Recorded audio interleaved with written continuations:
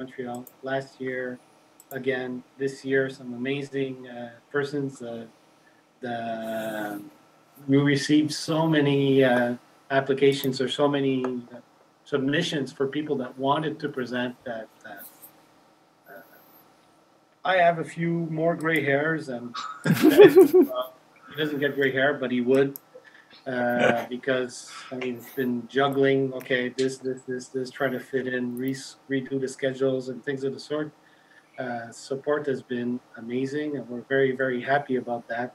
A lot of the people, that came the first year, coming back the second, they're coming back the third, and we're fortunate that we can keep this little language gathering party when people get together and stuff like that in the summer going. It's a great thing, and it's beautiful.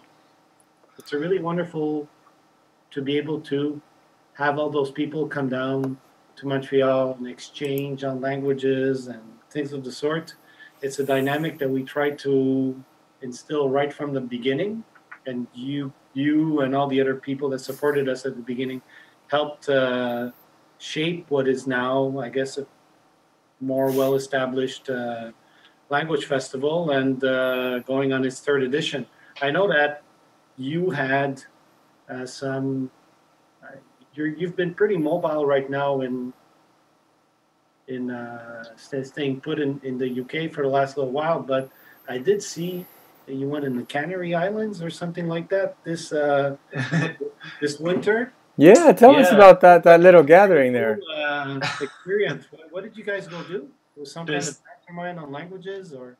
The secrets are out, I guess. Spoiled by social media once more.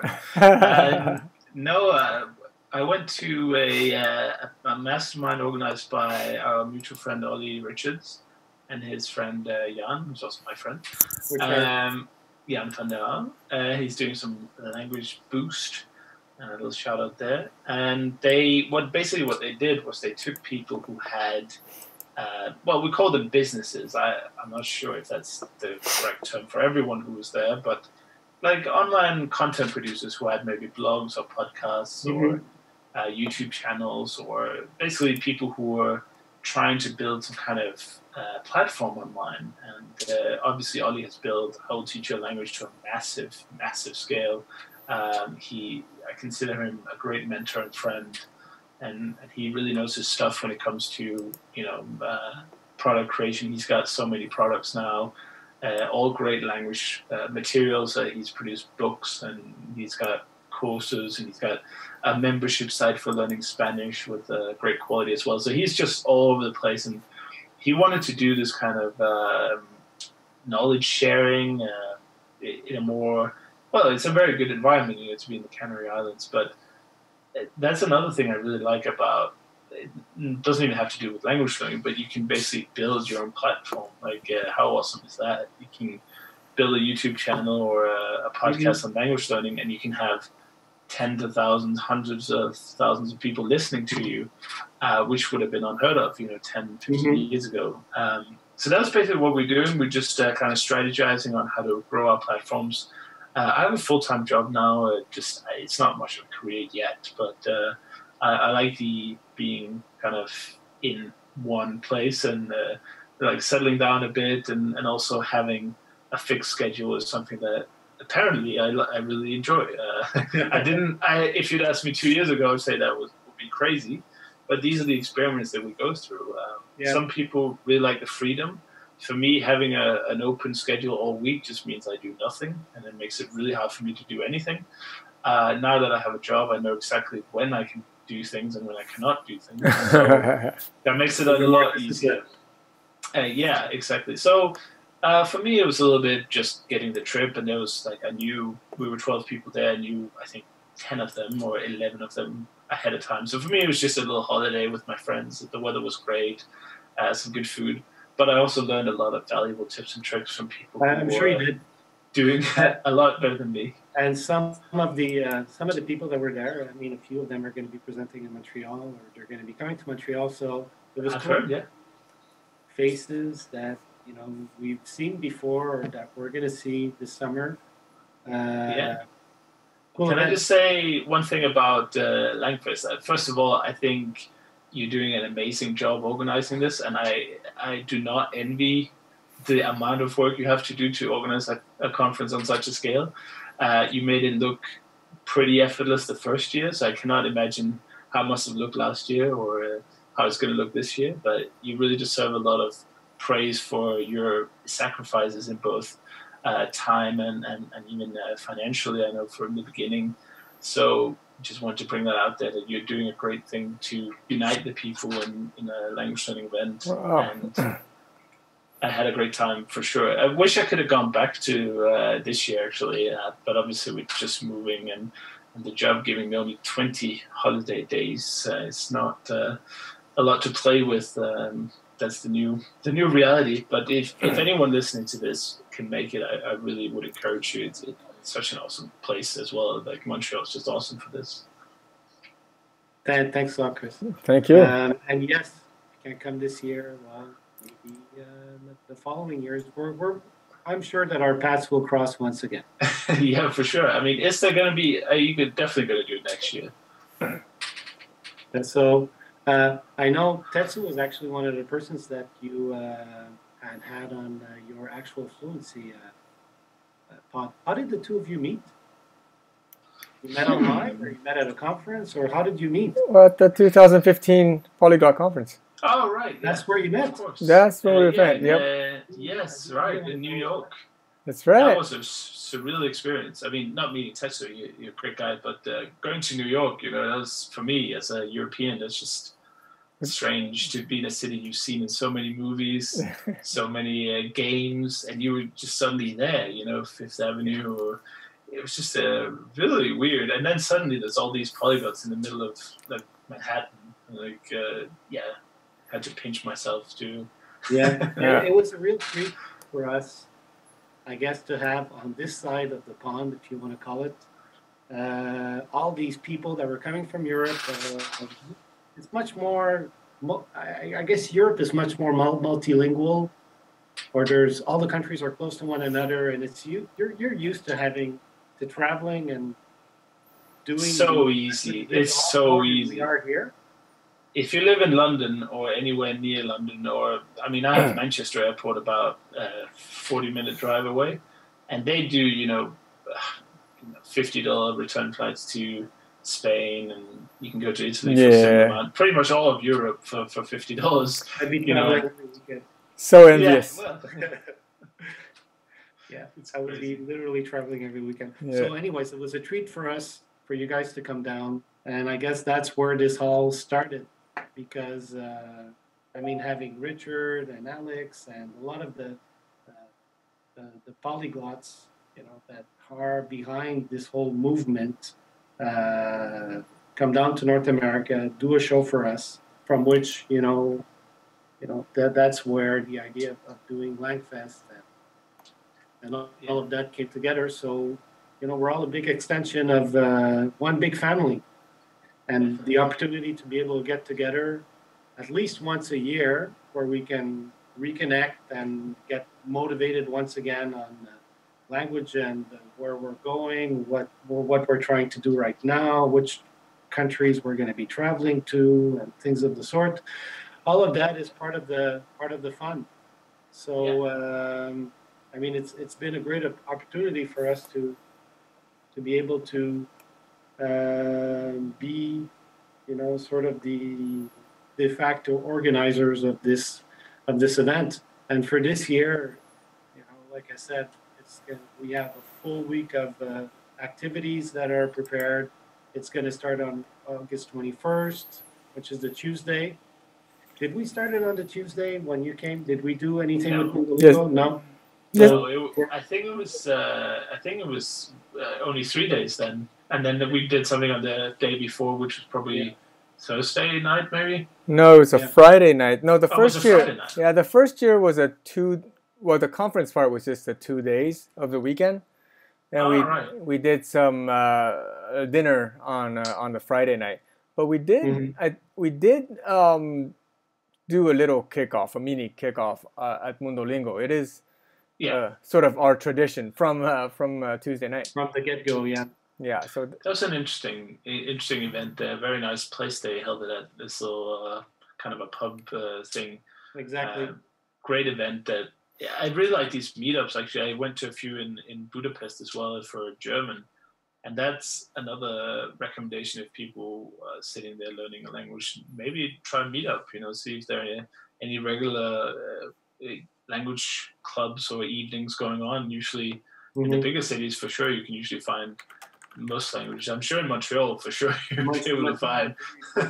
There's 20 of them happening every day, in the city and stuff like that. So yes, we are more than fortunate because it's a very multicultural city. There's people from everywhere in the world, and I guess people, at least in Montreal, I think they keep a little bit of their languages, a little bit of their culture. Maybe it's not as much of a melting pot as it is in the U.S., where people sort of tend to go away from their language. Here we try to preserve it a little bit more, so that makes it so that there's whatever language you want to learn, you can probably learn it without going anywhere. You just find a meetup and and of course you have university, a big university that attracts international students. You've got for many years, I think Canada has had a very good integration policy. You've had lots of people from all over the world come in to contribute their cultures. So for that reason, I'd say Canada's an amazing country. Like I said before we started, I'd love to move there, but I can't stay. Unfortunately, they'd kick me out or something after a while. But the Langfest, I'd like to say is, and this goes for all the other events as well, is some people like to emphasize the language part of it. I would say for me, and maybe it's because I've been doing it for a while, but for me it's more of a chance to meet people. It's more of a chance to, like, the language part is nice, but it's not really that important. That's just the tool or the kind of way. Yeah, exactly. Yeah. So, for instance, I might go to a so-called polyglot event like Langfest and speak English the whole weekend, and people are like, what are you doing? But it's because it's my opportunity to not only meet new, nice, friendly people. Because the one thing I can definitely say, the people who are attracted to these kinds of events are usually amazingly nice people who are usually very friendly to talk to, very easy to talk to as well. But for me, it's just also to meet old friends, people I might only see once a year or maybe even less for Canada, for instance. As I was there in 2016. So the people who came to that event probably won't come to the European ones, or not everyone, definitely. So if I go to Langfest next year, there will be a chance for me to kind of catch up with what everyone has been doing. And if English is the quickest and most common language, then I don't mind. And I don't think people should be scared away by, let's come and practice our 10 languages. I certainly don't speak anywhere near that. So if you only speak English, I think it's a great way to get into language learning. No, I think you're the best place, actually. I think you have a great point there. I mean, it is, after all, the conferences are 3 days. It's not in that 3 days that you're going to do a boot camp of the languages you're learning. So I do agree in that sense. In that sense that it's the people there. So at Langfest we want to emphasize a lot on the social aspects. Try to get more social activities, get people to interact and mingle, and that is definitely a focus of ours. Yeah, I think that's one of the reasons why officially the conference part of the festival, because Langfest is a festival, starts on the Friday. Yeah. From the morning all the way down to the Sunday.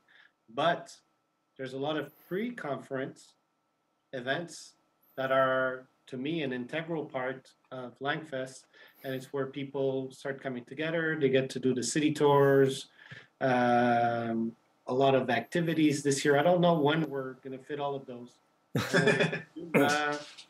Karaoke. I'm not sure about Zumba. Maybe I know it's an idea that was thrown. You're teaching that. Zumba. You're teaching that, right, Joey? Yeah, we'll be learn the salsa with the gringo that doesn't know how to dance.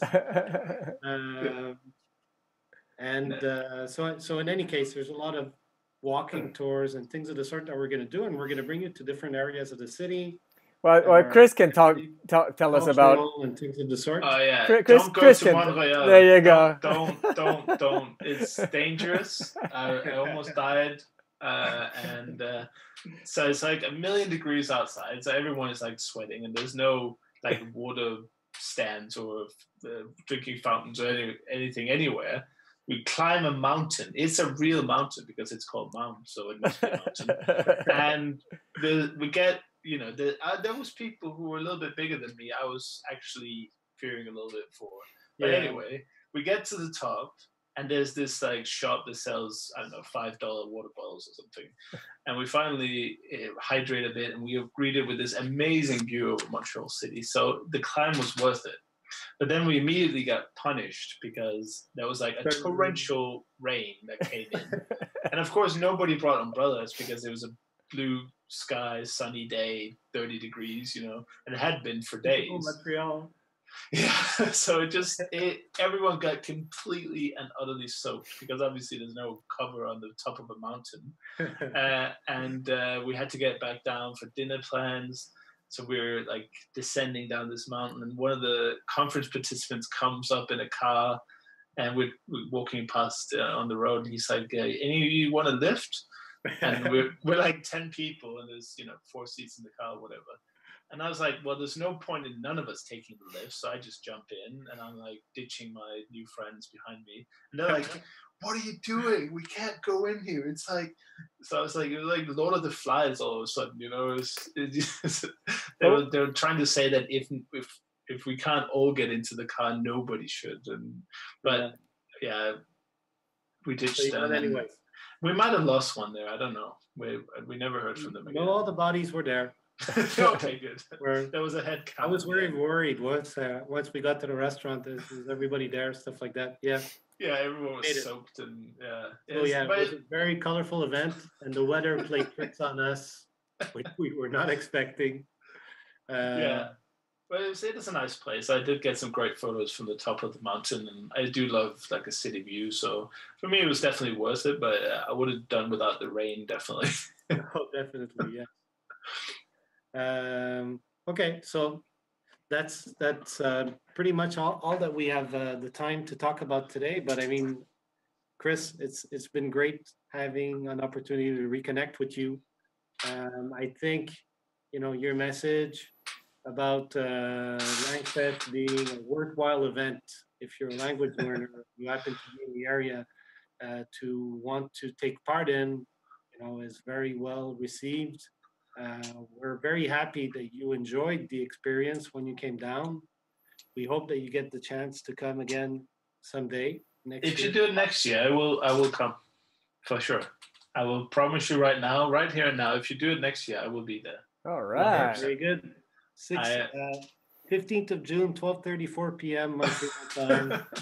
It's on record. Definitely. It's on record now. And I'd like to say why I can promise you that, and that's and it's not to get too cliche or sentimental here, but when I was sitting here in cold and stormy Britain, looking at people sending all their Instagrams and all their Twitters and about being at Langfest, the last one, it really it stabs your heart almost, because you're like, oh, why am I not there? And you try to come up with scenarios where you could have made it, I could have done that, and I could have this, and it of course it talks to the quality of the event, but I would just say on a more sort of philosophical level, I would say I need to start personally doing what I really enjoy doing. And when something really hurts because I didn't do it, that is just a lesson for me to do it next time. I don't know if that's of any use to you, but that means I'll definitely be there next year. So I recommend that you close yourself, do a blackout from connection with social media between August 21st and 30th, more or less. It's gonna be painful. I'm not even kidding. I'll be semi-depressed that week for sure, because I'm thinking about everyone just having such a good time in Montreal, and all my friends are there at the same place. It hurts. So I'm not gonna let that happen again. Yeah, I can relate because I mean I saw Tetsu go to the Polygon conference last year in October, and I really wanted to go. That was a good one. Yeah, I really enjoyed that one. I would have loved to see Iceland. Anyway. It's beautiful, beautiful. Anyways, so Kris, once again, thank you very much. For those of you that haven't caught it, Langfest is August 21st to 26th. You can still get tickets. Are we going to give Kris a promo code? If anybody wants to have, what is it, 15% off? KRIS. It's live now. So if you see this podcast or this Facebook Live and you're a follower of Kris and you want to come to Langfest, well, use the code KRIS and you'll get 15% off on the reservation of the ticket, which you can buy off on langfest.org. There's a link to go to the ticketing site. So, cool. Kris, thank you very much. I enjoyed very much talking with you. Thank you for having me. Thank you, Kris. See you soon, my friend. See you in a few hours. Ciao. See you guys. Bye.